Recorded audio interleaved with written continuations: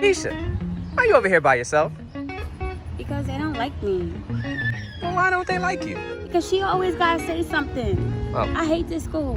Oh, I don't hate it. Well, look, let's talk about it. You want to talk about it? Why do you hate the school so much? I just don't have no one to play with. Well, I'm at recess. I'm all by myself. How Playworks came about. Playworks is a national nonprofit organization that leverages the power of play to transform children's social and emotional health.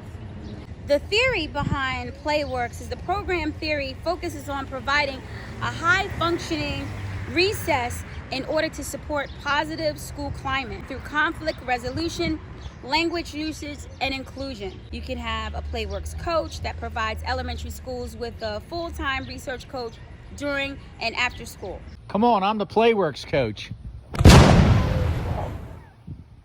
The other product that they offer is Playworks Team Up. It provides an on-site coordinator 40 hours per month. It models and empowers sustainable research programming, working with school-based research coaches. And last week we have Playworks Pro.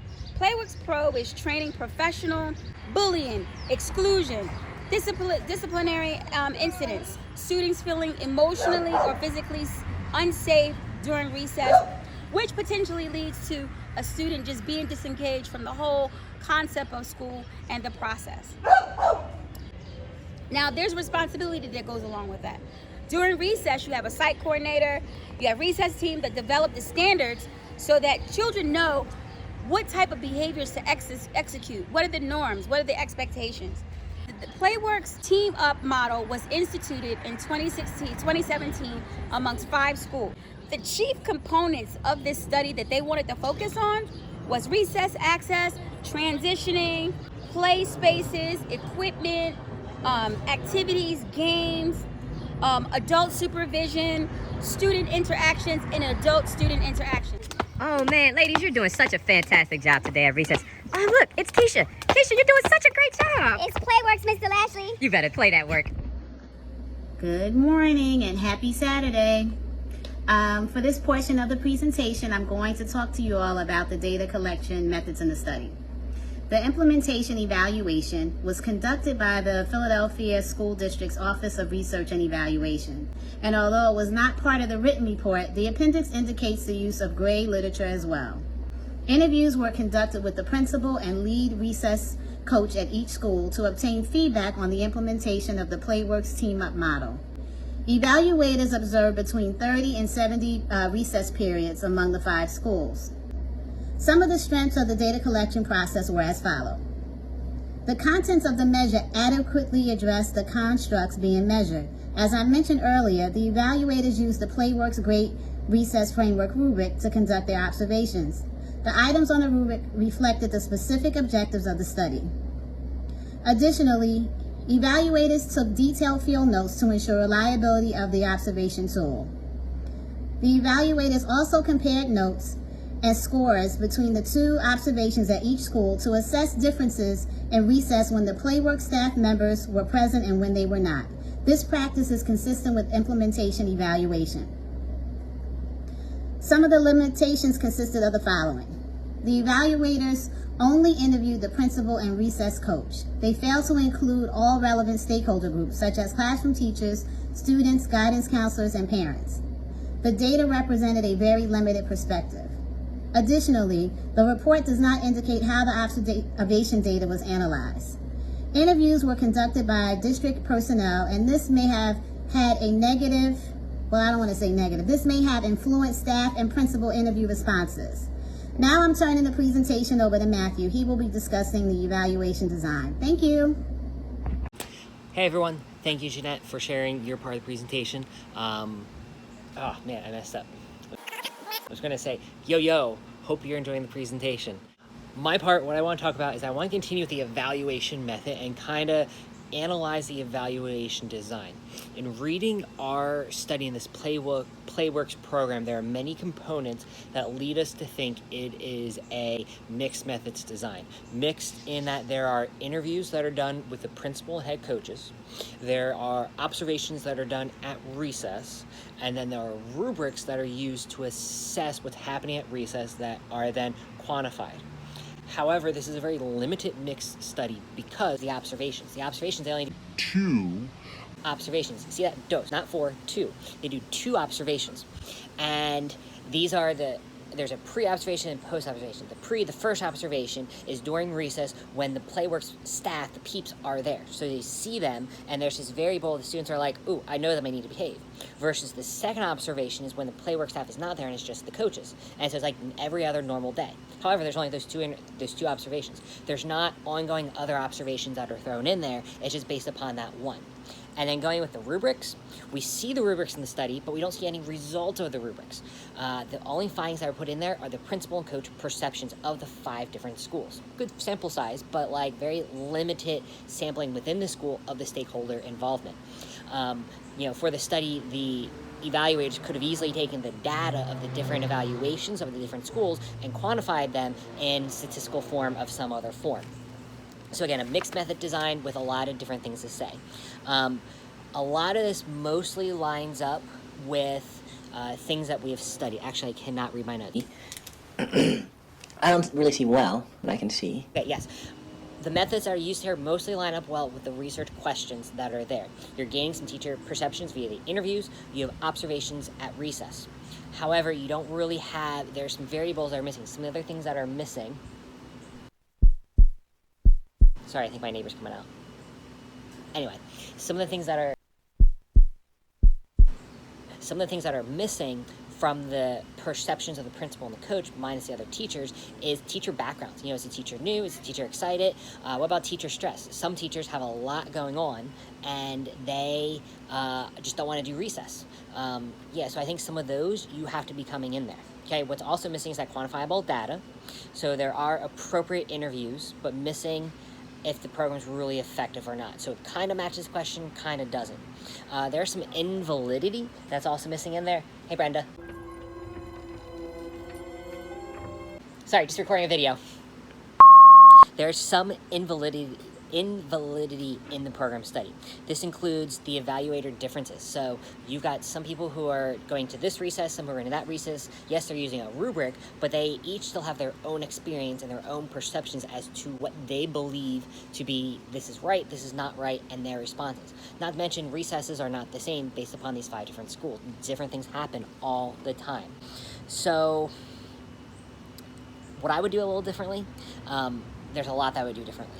I would definitely pull in some of those teachers and do focus groups. Give the other teachers who involve that recess opportunity to speak up. I would also be curious to see student perceptions. Students pick up on a lot.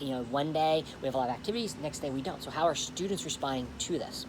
I would also quantify the data from those different rubrics that were used. If not, use a pre-survey and a post-survey, either by the teachers or by the students.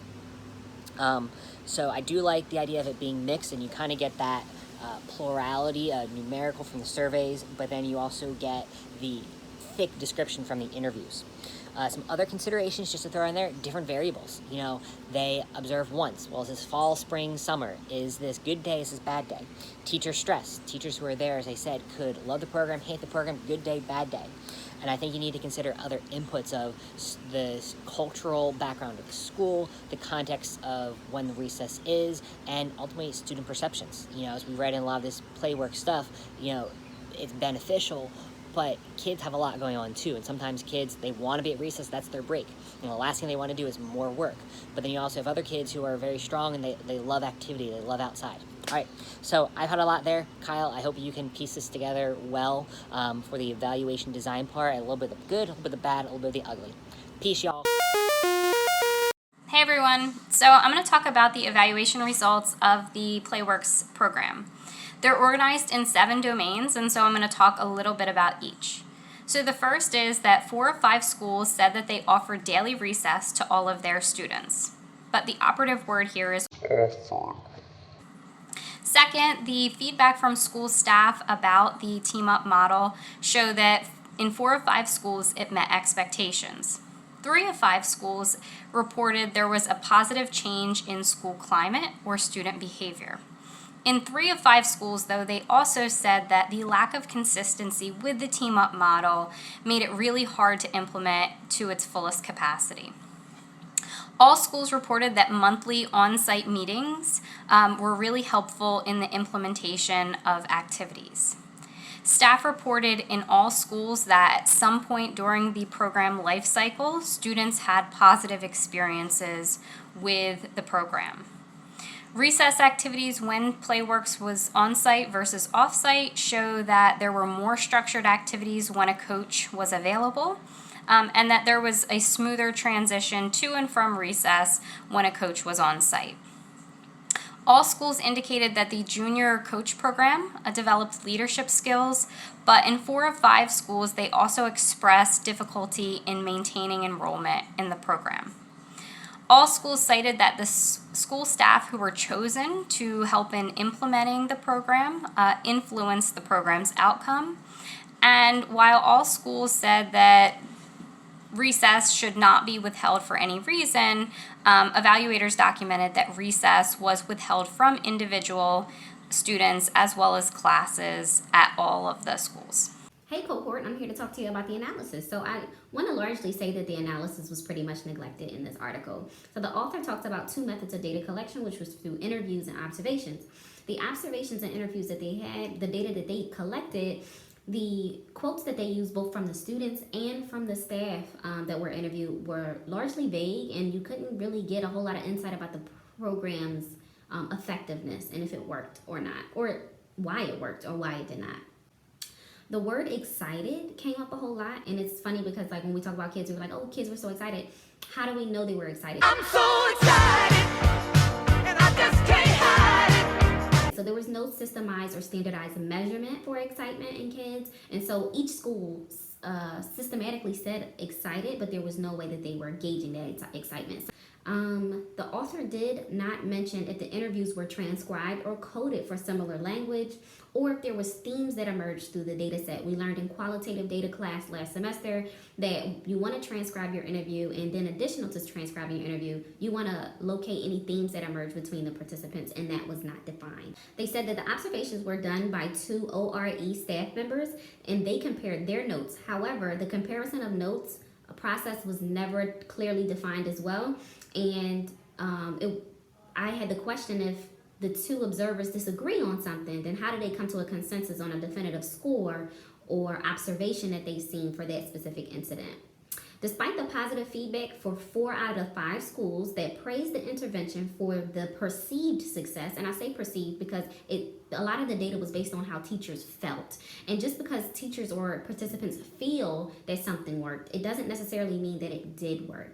So an alternative reason why they might feel it worked is because there were additional adults in the building to handle certain things that they might have been assigned previously, so that alleviates some responsibility for the teacher, making them feel that something is happening that might not really be happening. Additionally, there were a number of times where the rubric for ideal recess had not been met. For example, there was a quote where a child said, "You need to behave because you're going to miss Playworks today." Or that implied that there was some type of consequence for behavior, which means you were going to miss the playwork, which violates the ideal play rules and rubric that they have, which means that Playworks or recess is rewarded to anyone regardless of behaviors. The report points out that the results are positive and that the intervention worked. However, in the fine print, it describes how Playworks was not really effective because it was only effective when the Playworks staff was present, because teachers were not enacting the organized play when the Playworks staff wasn't around to do it.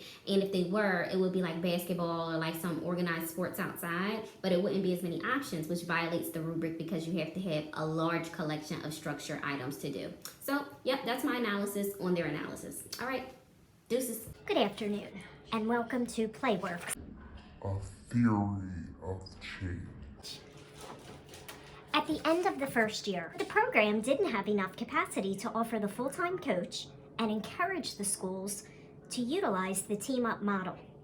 Now, why were the schools encouraged to use the UP model?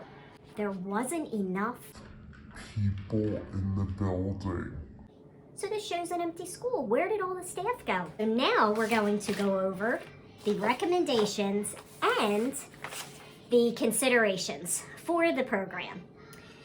So what we think you need to do with the PlayWorks program is provide training for all qualified staff members. So we want to choose adults who can model positive behavior and redirect behaviors if necessary.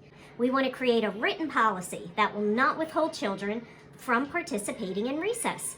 All students should receive recess each day. Yeah, but not just any recess, a quality experience where those young people get to learn about themselves and the world around them through play and great experiences. All right, so we know that to be true. We know that they need to have caring adults around them. We know that we need to use better words than excited when describing things in our surveys and other documents.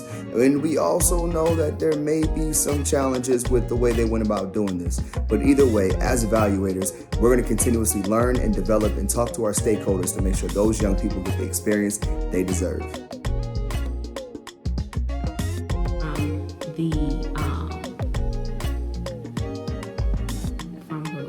The participants. Hey, come on, let's play in the PlayWorks thing in there. Good morning and happy... Come on, I'm the PlayWorks coach. I didn't, you know what, I turned the camera away, I gotta do that again. Invalidity, that's also missing in there. Hey, Brenda.